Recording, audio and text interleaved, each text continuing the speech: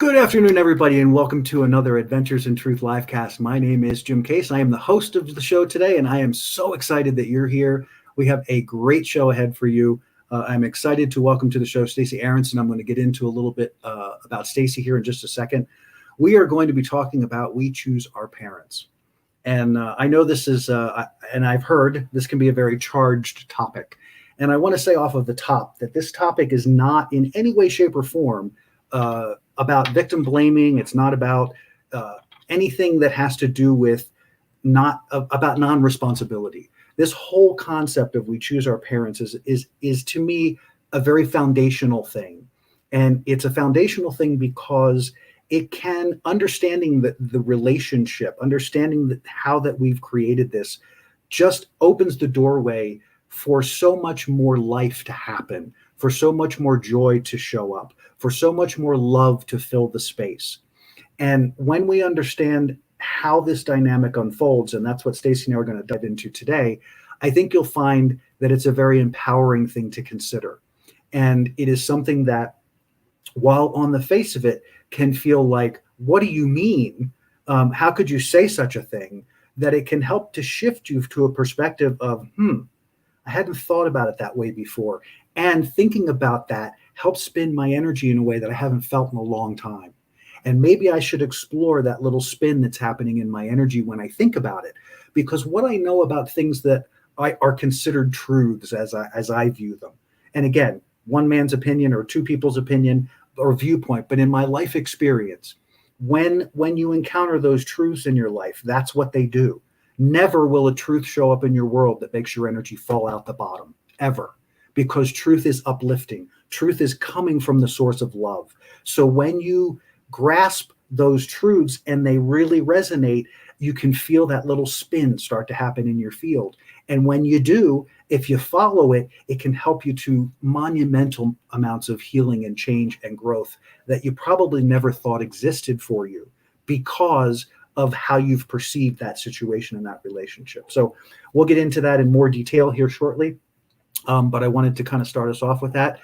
If you are, wherever you are, if you're watching us on Facebook, whether at Adventures in Truth or on my Facebook page, if you're with us on YouTube, if you're with us on E360 TV, like us, subscribe, whatever button is there that can connect you to this work, that can connect you to what we have. This is episode, I think, 171.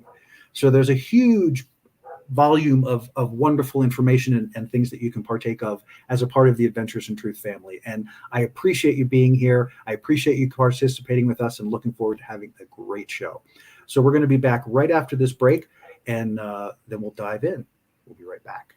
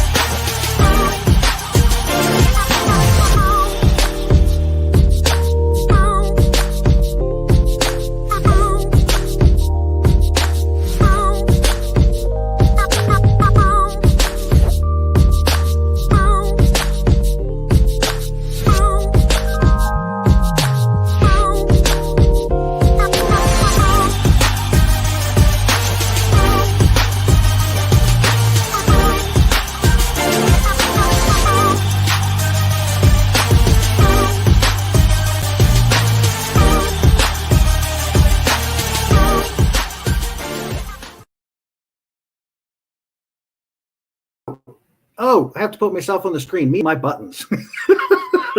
I was getting a kick out of my buttons. Fear is a choice.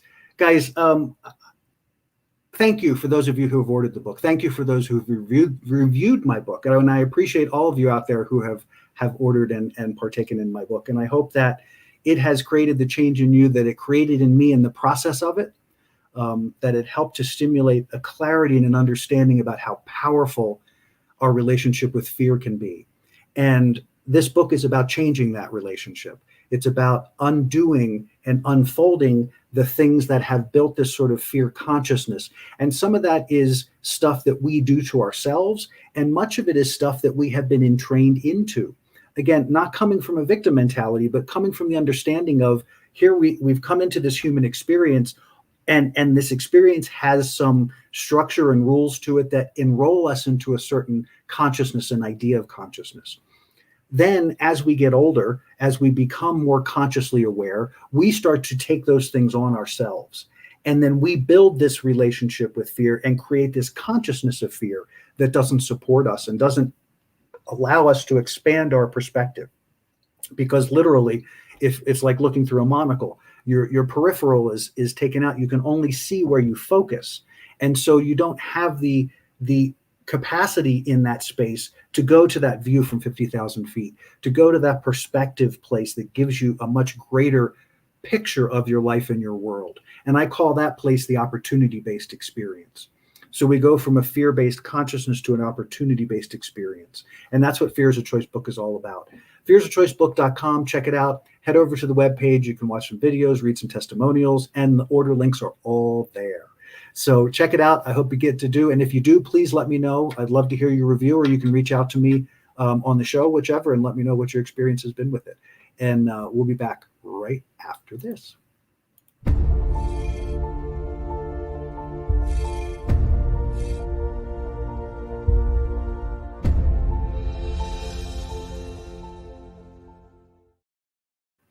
All right, the year of conscious creation. My world is good. Guys, this is a very powerful movement for me. And I created this idea of the year of conscious creation at the start of the year, after really reflecting on things that I'd been experiencing and not just over a couple months, but a couple years of, wait a second, how is it that people can stand in powerful negativity and create like this and build these horribly unnecessary or just not good stuff in the world that is not driven from love, that is not driven from uplifting people, that's about managing and controlling people? How do we change that energy? You know, like I don't want to be a politician. I don't want to go to Washington. I don't want to do that. That's not where I live. That's not my thing. And so out of that, I came to this place of what I can do is I can start moving energy differently. I can make the choice to focus my energy in a way that is different than it had been, that I am contributing to what I want to see change. And so this neutral positive statement, my world is good, is about that. The way I see this is that we are 7.5 billion unique worlds inhabiting this planet. And our unique worlds are significant because we are the creators of those worlds, right? Nobody can create my life for me. No one can live my life for me. But when I consciously choose to bring in energy into my space and focus that energy out into the world, when we do that as a group, we begin to create a shift. We begin to create a tipping point, because your world is good and my world is good and their world is good and his world is good and her world is good. And as we come together in that energy within our own little worlds, we begin to harmonize in that field. And that field is what creates mass consciousness. That field is how we impact mass consciousness. So my world is good is all about that. Easy stuff. Feel it, speak it, and then feel it some more. And I've added recently the added thing of, while you're feeling it and while you're speaking it, focus into something that you appreciate. Focus into your world, into something that brings you joy, fills you with love, touches you, whatever it is. It doesn't have to be huge. It can be little things. I do it walking my dog in the morning. I get such joy seeing his joy as he's bouncing up the street. His little ears are flopping along and he's just happy to be with his dad. That moment for me is my world is good. And every time I reinforce that, it expands in my world because more things become good. So I don't need your money. I don't need your email addresses in this case. I just want you to step into this movement and help us create that powerful tipping point. My world is good. My world is good. My world is good. Join us. We'd love to have you. And we'll look forward to hearing more about that. Also, too, when you see these posts around, make sure you leave comments. Let me know what your experience of My World is Good is. My World is Good is? Let me know what your experience of My World is Good. Anyway, so when we come back, we're going to bring Stacey in. I'm going to take a minute here and tell you all about her. And then we're going to go in and have a fantastic show. So we'll be right back right after this.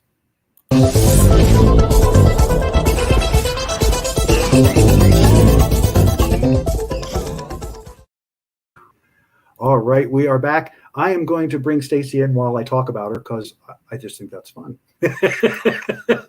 Hi, Miss Stacey. How are you? So good to see you. It's so good to see you. I'm so proud of you and all the work you're doing and the movement and My World is Good and this podcast and the book. I'm thrilled to be on measure to be sharing the stage with you, so to speak. Oh today. My gosh. Thank you for having me. Thank you so much. Glad to have you. For those of you, and many of you would not know this, but Stacey and I met because she is the magician who helped to create this incredible piece. I had an extraordinary experience with Stacey in her other world of helping people to create books, and I had a lot of good stuff. And when I took it to her and she would bring it back to me, and I could hear my voice coming through her, it was remarkable. So let me take a second here, Stacey. I want to share with the world who Stacey Aaronson is. All right, so Stacey Aaronson is the product of an exceptionally loving, accepting, and big-hearted family who have always encouraged her to be no one but her authentic self. It took a while, but she finally uncovered her gifts and soul's calling in 2011 as a writer, ghostwriter, editor, book and website designer, graphics creator, and publishing partner, and has since been gleefully and gratefully involved in the full or partial production of over 200 books. I happen to be one of those. She delights in working with authors of multiple genres within her business. The Book Doctor is her company, and as a layout artist for She Writes Press. Stacey is also the author of the just released memoir, and I'm going to put this up on the screen here because I want people to see it. Whoop, there it is. Okay. Oh, thank you. So Stacey is just released memoir, Raising and Losing My Remarkable Teenage Mother, which Kirkus Reviews calls an intimate and moving account on a singular bond, saying Aaronson's approach has a disarming charm and is warmly intuitive. Indie Reader gave it 5 stars and describes it as a darn good page turner that could easily rival any riveting novel and a memoir worth relishing. Stacey has written several articles and been interviewed on various podcasts and radio shows on topics surrounding her uncommon and mystical Gilmore Girls-like relationship with her mom, including Creations Magazine, Caregiving.com, Houston Family Magazine, and many others. And she currently lives out on, I don't know how to say it, Whidbey? Is it Whidbey Island in Washington State, with her soulmate and playmate of 21 years, Dana, their rescued Maine Coon kitty, and many other wildlife. So we're going to put up her websites and all that good stuff as we get along. But welcome to the show. I'm thrilled that you're here. I've had a wonderful time reading through your book, and all the things that they said are true. It's a remarkable, wonderful journey, and I'm excited that you're here in part to talk about it, but more importantly to talk about this amazing topic that we're going to talk about today, which is we choose our parents. Yes. I'm so excited too. Thank you for the lovely introduction. Absolutely. I lost my, there we go. Sometimes I lose my buttons here as I'm focusing along. I'm sure that seems to be a theme. I'm trying to curb that theme. It's a good theme to curb if you can. Yes. So let's start kind of at the beginning for us about this topic, because when Stacey was going through my book and we were talking about this before the show, it's a major theme or a major topic in one of the chapters in chapter 4. And I remember distinctly when we were in the editing process and she came back with that chapter and she went, are you sure you want to go here? I'm paraphrasing, but I was like, and I thought, oh my gosh, should I go here? And as I'm reading, I'm like, no, this is exactly where I want to go. And flash forward to this moment where reading her book and going, oh my gosh, she was there all along. Well, in my own insular way, yes. Yes. Not fully with you at the time, but I have come a long way since then. Do you, I would love if you would now, because it seems important to share, just as a point of, as I opened the show talking about the importance of this energy and this relationship and this environment piece. I want to dive into this a little bit from my book perspective, but I like, as we were talking beforehand, I loved what you were saying about initially when you were reading through it, you had your own kind of version of that. And then when your mom actually passed, you had a whole other experience of it. And I would love to hear a little bit about that if you want to share some of that. Yeah. Because I think it's relevant for those who are listening. Sure. Well, as you read, I pretty much leap into the first chapter of my book by telling the reader from a soul perspective that I am swooping into my mom's belly, and we have a soul contract, and this is going to be our next life together. And she's 16 years old, and I have swept in as quickly as I can into her life so that we can be together again. So the irony of this whole topic and my coming to you when we were working on your book and saying, I don't know, Jim, is that I fully embrace this concept in my own little insular world with my mom, because we had such a unique dynamic. I was very much the older, wiser one of the two of us, as my mom said. I sort of came into the world as this old soul, and I was, looking out for her, and she was definitely looking out for me too. I was not saddled with a bunch of imbalanced responsibility for her, but it was definitely a shared nurturing experience for both of us. And it felt very natural for me to be in that role. And I absolutely felt like I was supposed to be in my family, my mom's child, and my dad too. I had a wonderful teenage dad too. But definitely that sense of I'm meant to be here, and I chose it. Now, I didn't feel that way on a conscious level, but I can tell you on a subconscious level, I definitely felt that. And so then flash forward working with you, and I'm thinking, yeah, but Jim, do you remember?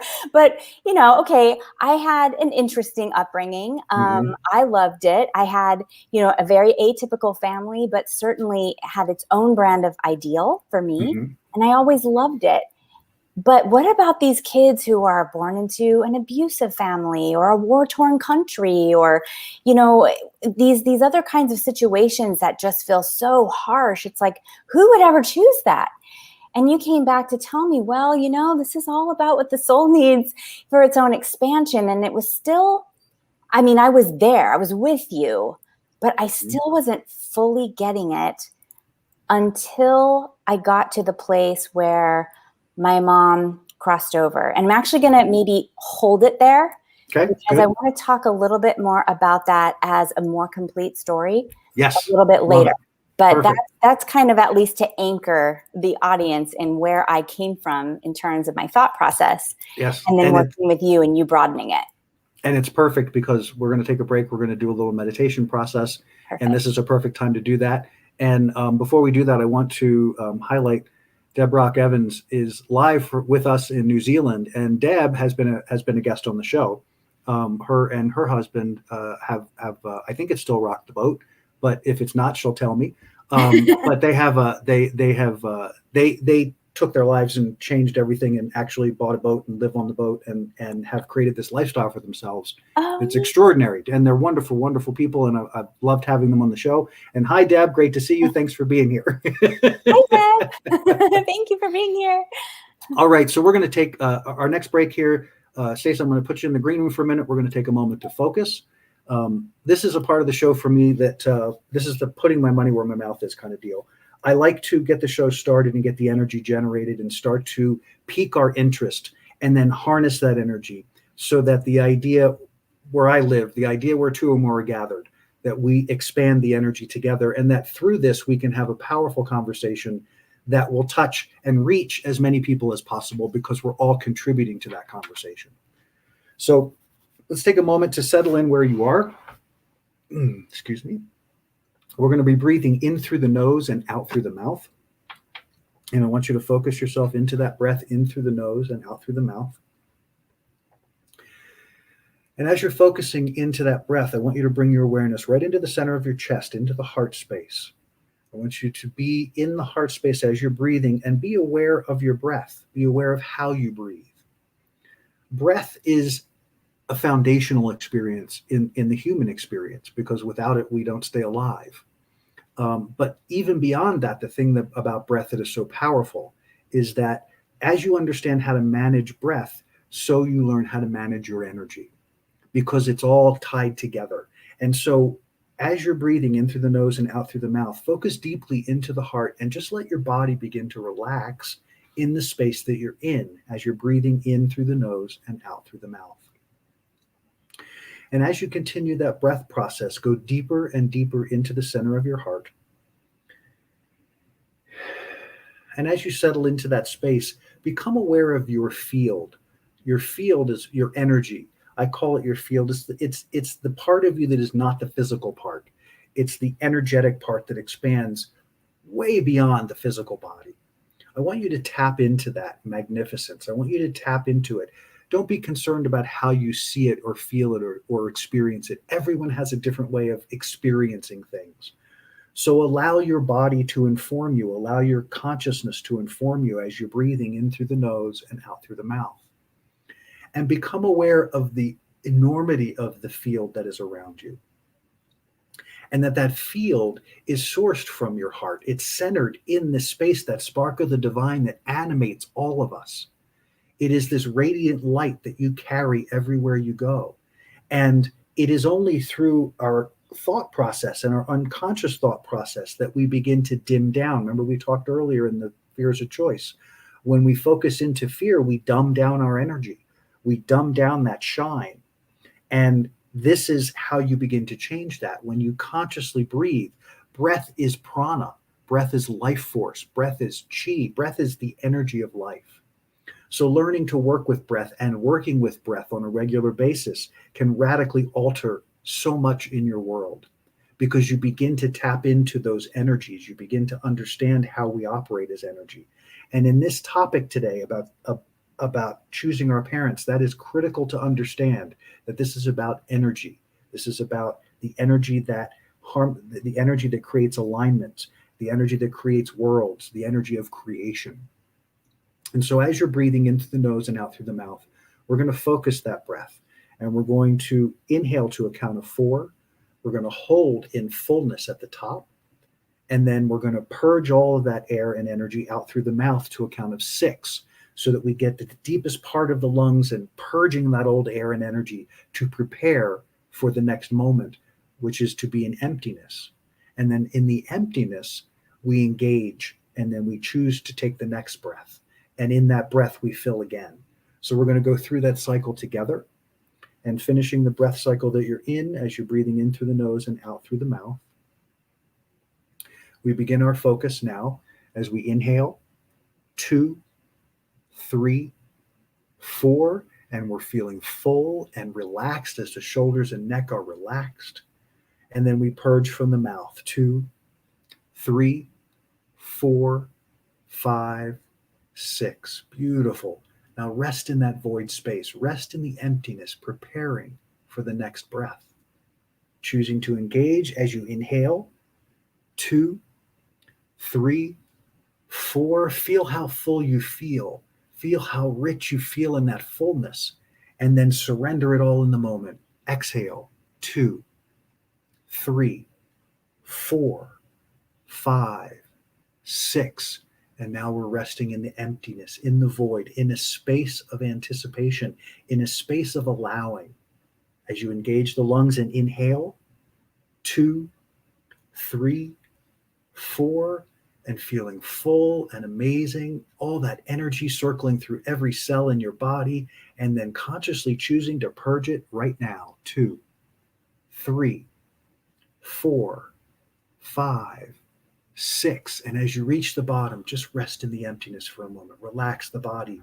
Be comfortable in the void as you anticipate the next moment, and then engage the lungs and carry on. Continue this rhythm as we continue through, feeling that breath expanding you and growing through you. Each breath is a moment of creation. Every time you breathe, as you get to the top, feel the fullness and richness of that feeling, and then consciously choosing to surrender it right now for the next moment, surrendering it. So every moment is new in creation. Every moment is you creating new in your creation. And then as you reach the bottom, you let that surrender. That surrender is so important, so powerful. And engage again as you let that cycle continue. And feel that focus in the breath in the center of your heart as that you feel that glow. As your breath clears the energy, the spine being a conductor, that energy is moving up and down the spine, clearing all of the energy that's unnecessary. And you can be aware of that as you're breathing. And as you continue to breathe, I want you to take in these words. Just let them wash over you and wash through you. I am the evolution of God realized as matter. I inform and guide that expression as the pure expression of God. I show up as God. I connect as God. I align as God. I am creation realized. And from that, I create, I expand, and I engage. I am.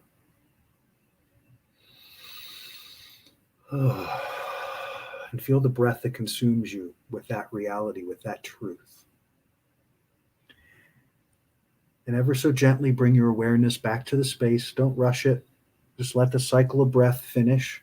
And you can continue to breathe in through the nose and out through the mouth as we continue this conversation. I'm going to bring Stacey back into the fold here in just a second as we all come back online. Take your time. All right, here we go. And we are ready to dive in. Woo-hoo. Oh, that was lovely. Thank you. All right, so a little evolutionary backstory. So what was this about? This was about trying to help us to better understand kind of where this is all coming from, right? And I should have had my page set, but I didn't. So give me just a moment. I am in it. Here I am. So I'm just going to read a quick reading here. I'm not going to go through the whole chapter, but just as a little bit of a backstory for where this idea and this concept comes from. From the very beginning of our human experience, we are learning, adapting, aligning, and evolving. At the moment of conception, we begin to imprint the emotional experiences and energies of our parents, striving to find alignment within the energy field of our host. In short, we are in the process of active evolution, of becoming and radically transforming within the context of time and space. A powerful part of our evolution occurs during the transition from being outside of time and space to existing within time and space. In other words, we find a safe transition pocket within the womb that allows us to evolve and grow as physical beings. While powerfully and directly connected to our source via an energetic cord that we are never separated from, we are also connected to our physical mother through the umbilical cord, taking in the predominant energies that surround and flow through us via her physical, emotional, mental, and spiritual experiences. I wanted to start there because I want to understand that it's all energy from the beginning.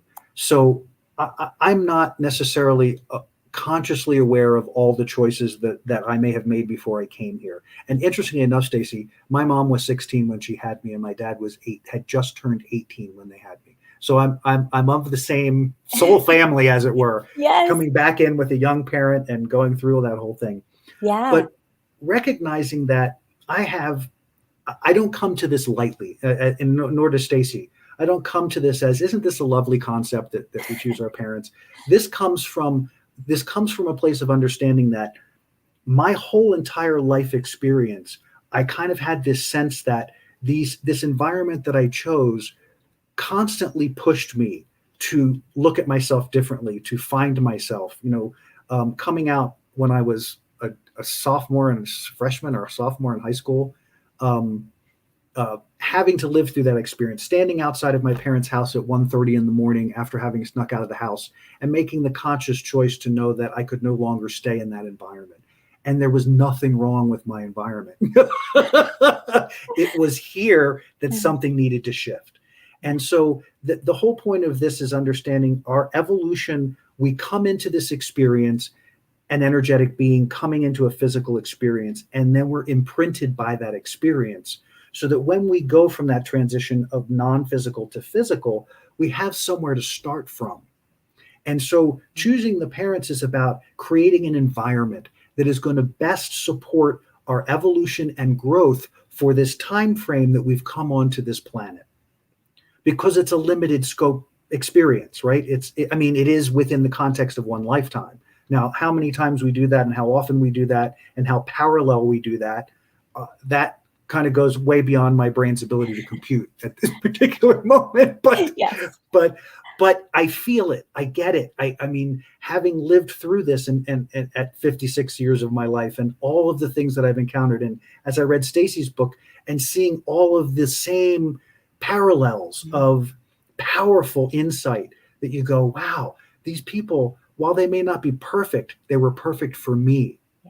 Yeah. When I was at home, when my parents found out about my sexuality and my dad came home and beat me up, that was not a cool experience. But I know that it fortified me, because it didn't beat me. It changed me to realize, no, I don't care what you do. This is who I am. You can do whatever you do your thing. That was terrible. That was horrible. You're a horrible person for having done it. But what I gained from that was a clarity. And that's where I see this as important. And I know there are situations where people are much more deeply ingrained in horribleness. And we're going to get into that a little more. But what are your thoughts about that thus far? How do you feel about that as an explanation for a starting point? Oh, it's excellent, because like you say, we are coming into this environment so that our souls can grow. And I think one of the things that you said to me when I was so like, are you sure about this concept? Are you sure we want to go there in the book? Is you said, well, remember, you don't just come into an environment that's affecting you. You are also affecting the environment. Yeah. So you have no idea what gifts you are bringing into the world of these people who have brought you physically into the world. You have no idea what you've come here to help balance or to help show them. Yes. Children are great teachers, like animals are our greatest teachers. And so I'm completely with you. And I think that concept too, that created a big shift for me when you said there are two sides. There's also what you have come here to help other people see, to help them grow. It's not just about them helping you, right, or giving you an environment where you can grow. It's mutual. Yes, it is a absolutely co-creative environment. Yes. And that co-creative environment is something that comes from law of attraction. But that co-creative environment, I think, is incredibly powerful and empowering, because here's where for me things get a little hairy, and that is I want to make sure that I didn't skip anything. It is the idea that we're in a situation, so we come into this situation, and it perhaps it's particularly abusive, or perhaps it's lacking love, or it's lacking whatever it is that you believe you should be having in that experience. Mm-hmm. And the challenge with it is, I lost my thread. Right, I hate when that happens. I lose the thread right in the middle of the thought. Happens to me too. I know the importance of understanding story. So in the context of time and space reality, there are things that go on. And I talk about this on the show a lot, about perception. Perception is nothing more, when you look out into the world, what you perceive is simply a reflection of your beliefs, your ideas, your concepts, all the things that you have within this enormous, glorious field that you carry about your physical experience. Mm-hmm. And those stories are created in the time-space reality, but are not about ultimately who you are. So what do I mean by that? We are entrained into fear. We are entrained into the idea of a victim mentality, that there are those who abuse and those who don't abuse, or those who abuse and those who are victims. And that consciousness is something we're trained into. And so when we are little and we don't understand, we make up stories. when we're young and we don't understand the lack of love in our world because we came from the source of love. That's really why I wanted to read that segment. We come from a source of love. We come into the world a complete bundle of love. So our only point of reference is love. When love is absent, we begin to take that on as something we did. And that's where the hook starts, and that's where the story starts. Because we've judged ourselves as somehow not being adequate enough to be loved. Right. And from that comes a story. The story is whatever you make it, whatever it is. My mom did this, my dad did that, my stepmom did, but whatever it is. Yeah. But if you go back and go back and go back, it is to the point of recognizing that at some point you judged you were not worthy of love. And right. I don't mean to say that as an appeasement. It's a very significant understanding, but it takes quite a bit to get there, because the layers of stuff we put in to protect that reality. Because who wants to know that we did this to ourselves? Right. And again, please don't lose your minds about that. No, when my dad punched me, it wasn't me punching me. I mean, technically, in the grand scheme of things, maybe, but in the context of the moment, yes, that was abuse. Yes, that was not cool. But for me to transcend it, I had to understand my source in it, my co-creative part of that process. Mm-hmm. What do you think? I know that this is where people get really worked up about, what do you mean? Like, this is my fault. And then you start using words like it's my fault. And that's where I think we need to really shift what we're talking about here when we talk about the language, because it's not about fault, and it's never about victimhood, like you've already said. Never. It is about, what do I need to come here to learn to expand my soul? And I think one of the best ways to think about it is to imagine that, let's say that in a past life, you had a child and you were an abusive parent. And you never really got past being an abusive parent. So either that was a generational thing, however that came into your thought process, that you're supposed to control your child, be hard on your child.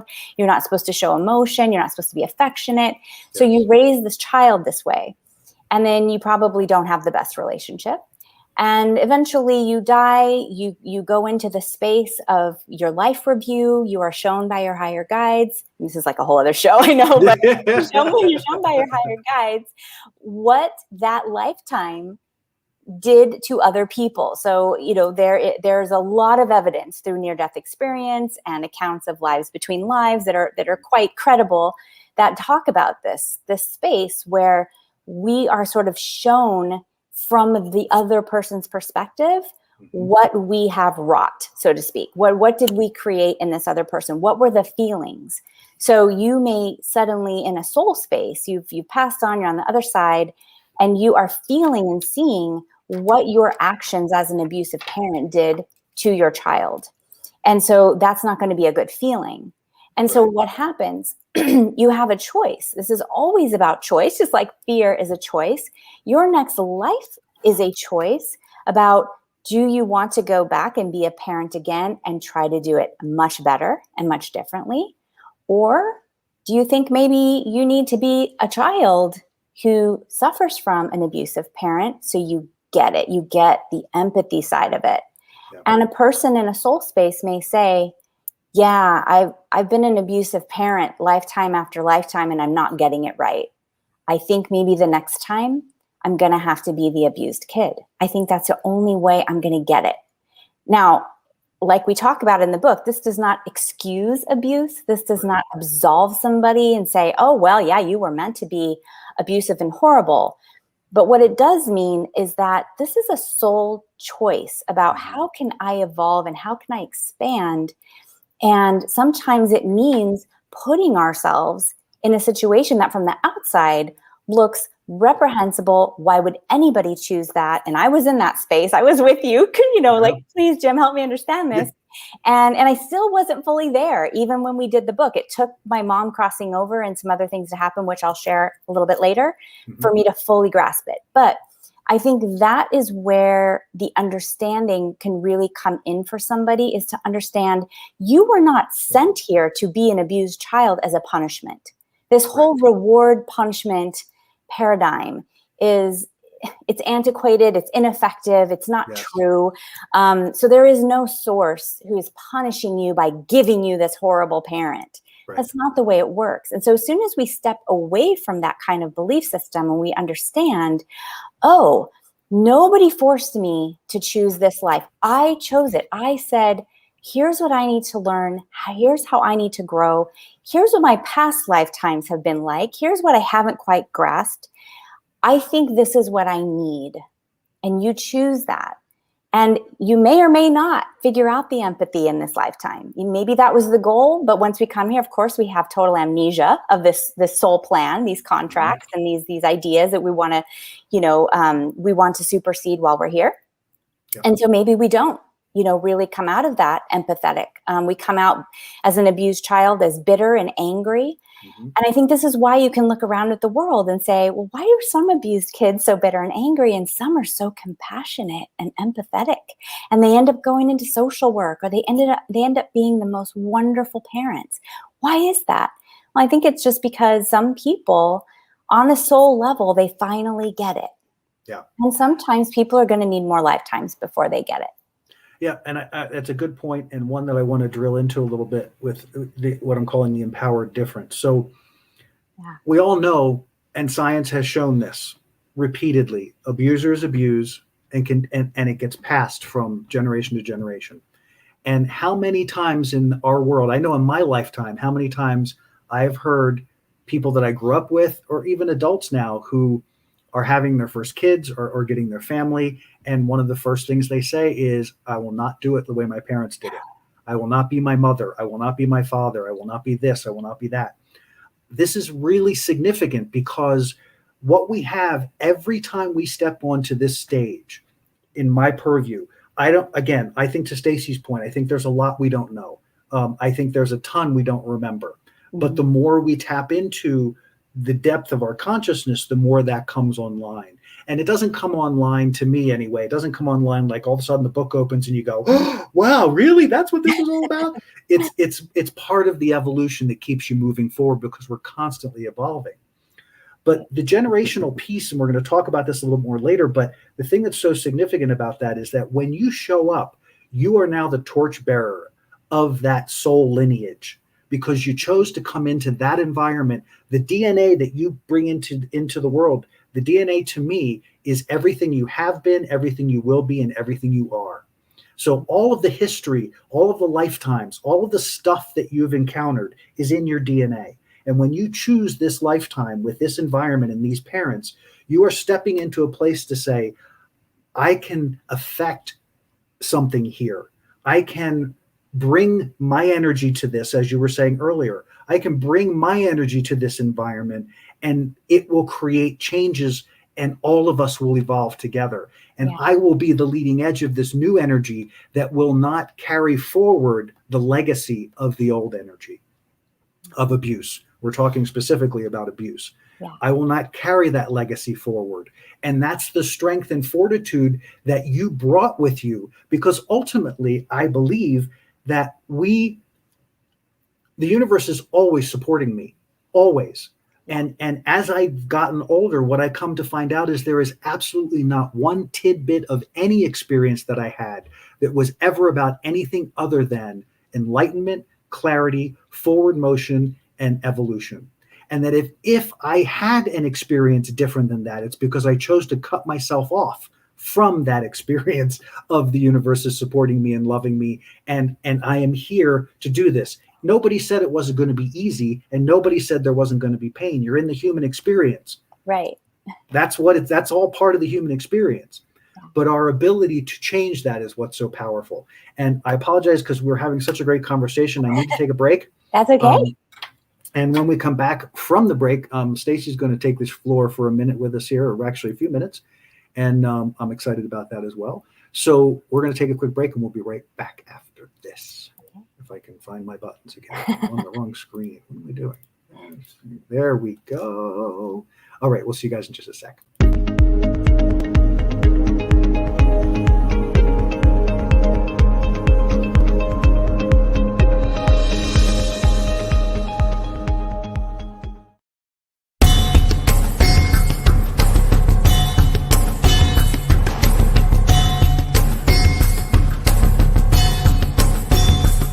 science of transformation method. And I can't tell you the difference that it's made in my life.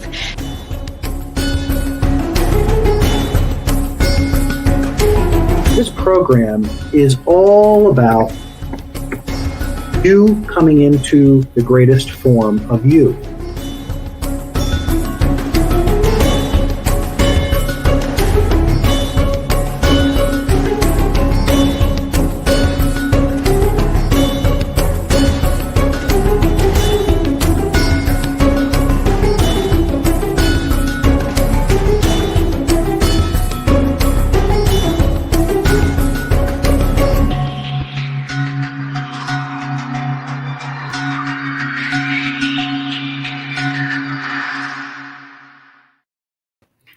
All right, www.thesciencetransformation.com. I would love to work with you. If you are looking for how you can change your relationship with fear, how you can shift from that fear-based consciousness to an opportunity-based experience, here I am.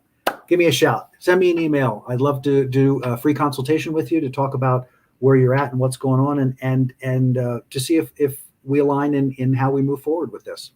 And I also offer a discounted package for introductory sessions so that you can experience it in continuity and be able to determine if it's right for you. But the Science of Transformation is a powerful program that I've worked with hundreds and hundreds of people over the last decade, helping people to transform their lives into the incredible place that they want to be. And it's an extraordinary program. So check it out, hit me up, and we're going to bring Stacey back in now. And Stacey is going to take over my show and hang out with you guys. So Stacey, I'll be back in a minute, and we'll see you shortly. Yeah, well, thank you so much for this opportunity. I know that I could use this space to talk about what I do with authors or talk about my book, but I really wanted to take this opportunity to share something with the audience that I think ultimately might be helpful around this topic. So one of the things I touch on in my book is that my mom was adopted, and she did not have the best relationship with my grandma. It was always kind of strained. It wasn't really connected. And so my mom grew up feeling not only rejection from her birth mother, but also this feeling of being a burden to my grandmother. And then she had me at 16 and felt that she had really disappointed my grandparents. And so she lived with these feelings all of her life. And I always took this sort of sympathetic feeling toward my mom. And I felt like, wow, she really got saddled with two mothers, neither of whom could really be what she needed them to be. And it wasn't until she crossed over that the bigger message came through to me. And the thing about it, like I was saying earlier, is that I totally felt like I had chosen my mom, but for whatever reason, I never thought about my mom choosing her mothers. And so what I wanted to share was, after my mom crossed over, the first dream I had was very interesting, because I wrote the book very soon after she left, not really left, but physically left. And during that period of time, I was led, I believe, by my mom to the book Journey of Souls by Dr. Michael Newman. And I felt like I was being shown, through being led to this book, exactly how it works in the space of life between lives. And I understood that I kind of had this very strong vision that my mom's birth mother and my grandmother and my mom were all kind of, in a huddle, like, okay, we're in a soul pod, and how are we going to incarnate next? Who needs to learn what? How do we want to do this? And I could imagine my grandma saying, well, I'm not going to be able to have biological children, but I want to be a mother. And my mom's birth mother saying, well, I'm okay with not being a mother. I think maybe I want to experience being childless. So I will give birth to her, and you will adopt her, and we'll see how everything goes. Now, exactly what their goals were in learning from each other, obviously I don't know that. And this is conjecture on my part, but I felt like, wow, it was kind of like a spotlight got shown on how that whole relationship between the three of them could have potentially come to be. And so what happened was, the first dream I had, where my mom came to me in a dream, and what actually I felt was that I was transported to where she was, because it was so vivid, was of my mom and my grandma. And we were standing in a stairwell, an open staircase. And my mom was in front of me and my grandma was behind my mom. And there was the most perfect feeling of their understanding, their ease, their happiness together. It was just pure love between them. It was something that I can't really explain in words, but it was the most wonderful feeling for me. Because what had happened is after I found this book and I read this book and I felt like I was really getting an understanding that was much clearer than what I was able to grasp when Jim and I were first working together. And that wasn't Jim's fault. That was just my shortcoming at the time, was that I was so bummed that my mom didn't know it. And then I realized right away, of course she knows. She knows now. She didn't know it when she was here as a human. She didn't ever quite get there. And maybe she needed to get to a place where she had to learn how to forgive, the birth mother, or forgive my grandmother or whatever. And that was hard for her. I mean, I think she did on a certain level. And I thought she could have known this. I could have shared this with her while she was still here. And then I realized, no, my mom wanted me to know. She already knows. And so the first time she came to me in a dream was with my grandmother. The second time she came to me in a dream, and again, it was a very transportive feeling, was we were in a big open grassy area. And I was sitting in a lawn chair next to my grandmother. And my mom was sitting a little ways back in a lawn chair also. Now, you need to understand that while my mom didn't have the best relationship with my grandma, I had a very, very close relationship with her. And my mom was so amazing. She never resented it. She never tried to take away from it. She never said, well, why does grandma love you and not me? She was never like that. She was amazingly generous, always, about my relationship with my grandmother and hers with me. And she was actually very grateful for it. So way over to the other side, gratitude for it. And so when I had this second dream, I held out my hand to my grandmother and she put her hand in mine. And I turned to look at my mom kind of as if to say, is this okay with you? And she was just beaming. And it was that same feeling of being flooded with everything is love and everything is connected and everything is okay. Like there is nothing that I left here that I'm still holding on to. There's no burden in my heart. There's no wishing things were different. Maybe I didn't get all the lessons on the human level, but now I get why I chose grandma to be my mother, why I chose Aletha to be my birth mother. And it felt so complete and so beautiful. And I wanted to share that with you because I thought perhaps, whether your parents are still here or they have crossed over, that maybe you could just give that a little bit of thought for yourself. And so I would just say, look at your own life and just here are a few questions to ask yourself, whether you believe this to be true or you just kind of want to think about it, just get a little deeper with it. Why might my soul have chosen these parents or this family? What soul growth might I have needed that these people would be capable of showing me, or that my environment might provide for me? Might it be compassion, forgiveness of self or others, breaking a pattern, shifting away from who I was in a past life, or maybe developing empathy?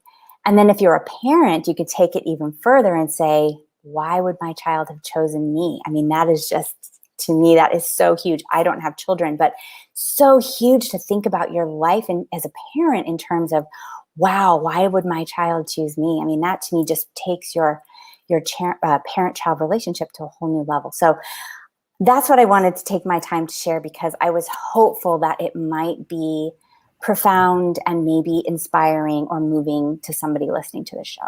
Yeah, love that. And I want to take a second here just so people can put the images because I think it's important and because they're here. Yes. They're contributing so much energy right now. Yes. It's just spectacular. I love them both so much. And once again, raising and losing my remarkable teenage mother. An incredible memoir. Please check it out. Available in all places. We go to Stacey Aaronson's site, and you can reach the book there.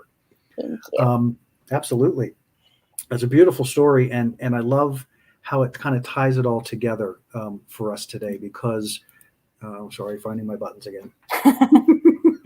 You and your buttons. So, to me and my buttons.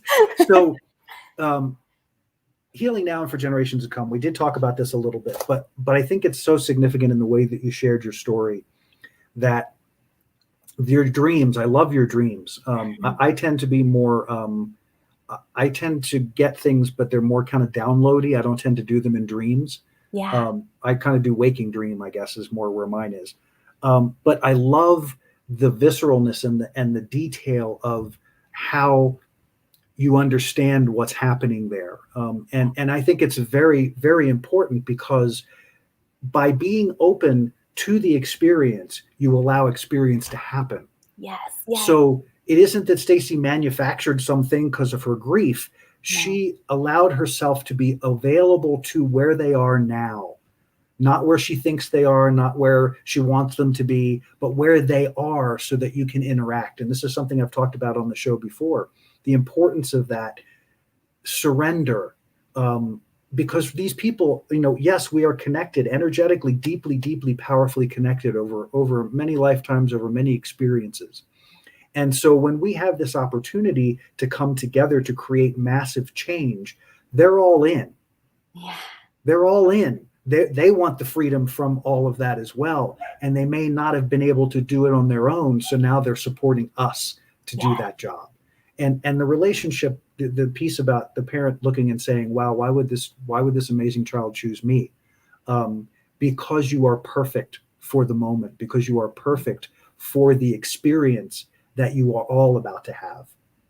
And it just every way you go from it is empowered experience. When you understand that you choose your parents, there is no direction you go in that you do not get to be empowered, and that you do not get to step into your power, because all of the key things are there: forgiveness, love, acceptance, compassion. All of it's part of the whole process. And how extraordinary that when we realize that we choose this environment because we wanted to be on the leading edge, because we wanted to move this needle forward, we wanted to create and transform. That's why we're here. We're about love. And if we came into an environment that had no love, we are it. We are that love. And when you choose to go to story instead of remembering who you are, that's where the fork in the road happens. That's when you choose the illusion of the physical environment as your reality, instead of the incredible energetic being that you are as your reality, the spark of God that you bring forth to this world. You say things so beautifully. You just emanate beautiful, profound thoughts that just resonate so deeply. I'm always in awe of you, but you gave me goosebumps. Thank you for that. Wow. So you had asked, because we are at our last few minutes, so I'm going to leave the closing remarks of our day, because we are down to a few minutes here, to Stacey, who had something that she wanted to do here. And so here we go. What I want to do is actually read an excerpt from Jim's book, Fear is a Choice. This might be a little unconventional for the show. It is. Now, and I want to preface this by saying Jim did not ask me to do this. No. He did not know I was going to do this. I did ask him right before the show started if it was okay, because I feel like it just brings it all home. So this is what I would like to share, and this is in chapter 4 of Fear is a Choice. If you have never come to the understanding that you chose your parents, you will continue to make choices that perpetuate unhealthy generational energies. You will continue to further the illusion of unworthiness and separation in yourself and engender it in your children. And I do not believe any parent wants that. This happens when you simply don't align with the powerful creator you are, and when you don't honor that in your offspring. Whether you're a parent or not, be liberated in your knowing that you can choose to be a victim of your circumstances, or you can realize you've been a co-creator in your life all along. If your choice is alignment with yourself, and that is capitalized self as in higher self, your path becomes inspired and your choices will be born out of that inspiration. Wow. Words of wisdom from Jim Case, not from me. Thank you for that. Thank you. My pleasure. That's extraordinary and powerful. And and coming through you, hearing it is kind of overwhelming. So thank you for that. My pleasure. Yeah. Guys, it's been an incredible joy to have you on the show, and I actually hope we get to do this again. I would love to have you back at some point so we can carry on in some other conversations related to the same topics. But everybody out there, thank you for being here. Thank you for being part of the show. I hope that you're able to take something from this that helps you to move forward in your world, and that you get to release one more piece of anything that might be holding you back from all of your potential. Thanks for watching. We'll see you again next time. And until then, have an amazing day, an amazing week, and we'll see you on the other side. Thanks, everybody. Now I gotta find my buttons again. Here come my buttons. All right. Bye-bye, everybody. We'll see you next time. Bye. And Stacey, I'll see you on the other side in just a second. We hope you enjoyed this episode of Adventures in Truth Livecast. Please like, subscribe, and share. If you'd like to learn more about Jim's book, Fear is a Choice, Unraveling the Illusion of Our Separation from Love, check it out at www.fearisachoicebook.com. Also check out Moments of Truth, a new offering from Adventures in Truth. If you'd like to work with Jim, check out www.thesciencetransformation.com to book a session. Tune in live every Wednesday at 9 a.m. Mountain Standard Time and every Friday, 5 p.m. Mountain Standard Time. Or look for our new releases and podcasts every Monday. Until next time, be well, and we'll see you again on Adventures in Truth Livecast.